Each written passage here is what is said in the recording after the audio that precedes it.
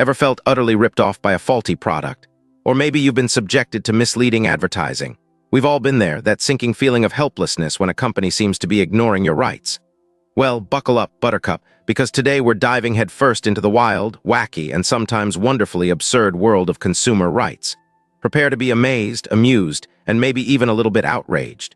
You might even spit out your coffee when you hear some of these lawyers' defenses. Let's start with the basics. What exactly are your consumer rights? Well, they vary slightly depending on where you live, but generally you're entitled to products that are safe, fit for their purpose, and as described. Think about it, you wouldn't buy a toaster that spontaneously combusts, would you? I certainly wouldn't. And yet, shockingly, such things have happened, leading to some truly bizarre court cases. One case I read about involved a toaster that not only caught fire, but also launched a piece of bread across the room, narrowly missing the family cat. The judge, bless his heart, seemed utterly bewildered by the whole affair. I wonder what planet he was on when he delivered that verdict.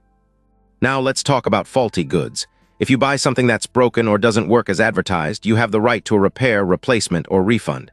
This is where things can get tricky. Companies often have complicated return policies designed to, shall we say, discourage returns. I've seen return policies that would make a tax lawyer weep. They're often filled with legal jargon that's practically indecipherable. But don't let them intimidate you. Know your rights. If a product is demonstrably faulty, you're entitled to redress. Don't be afraid to stand your ground, politely but firmly. Document everything, keep receipts, photos, and any correspondence with the company. Misleading advertising is another huge area. Companies are legally obligated to be truthful in their advertising. They can't make false claims about the quality, effectiveness, or features of their products. Remember those miracle weight loss pills advertised on late-night TV? Yeah, those often fall into this category. One particularly memorable case involved a company claiming their product could cure baldness with a single application. The reality, it was just expensive hair dye. The resulting lawsuit was, shall we say, a bit messy.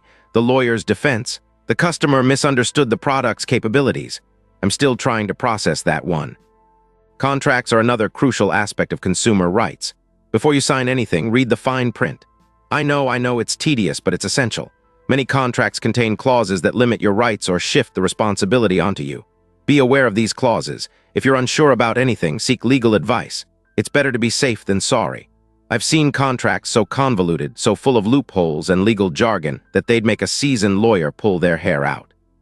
One case involved a gym membership contract that, upon closer examination, essentially granted the gym ownership of the member's firstborn child.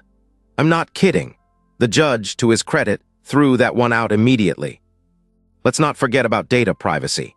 In today's digital world, your personal information is valuable, and companies have a responsibility to protect it.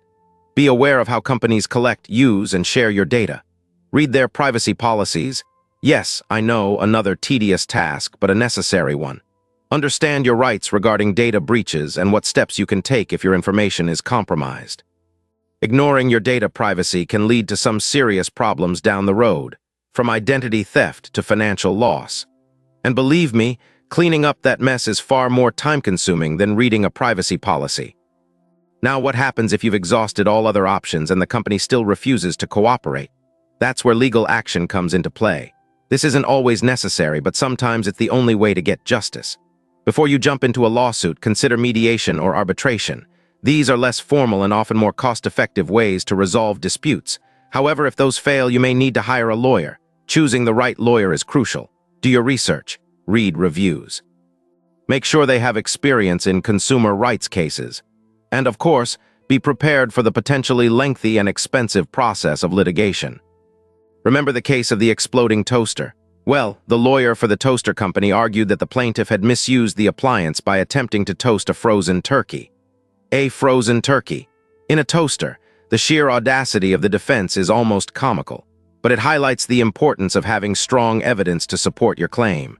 You need to be able to prove that the product was faulty and that the company is responsible.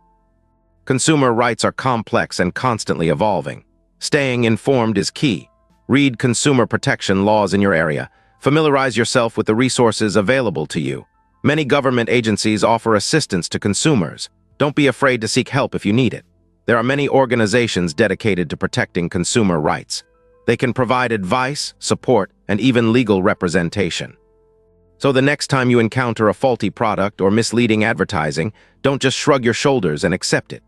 Know your rights, stand up for yourself, and remember, even the most absurd legal battles can sometimes lead to surprisingly satisfying outcomes. You might even find yourself chuckling at the sheer ridiculousness of it all. After all, as we've seen, reality is often stranger than fiction, especially when it comes to consumer rights. And who knows, your next experience with a problematic product might just be the stuff of internet legend. So, stay vigilant, stay informed, and stay prepared to fight for what's rightfully yours. Because let's face it, you deserve it.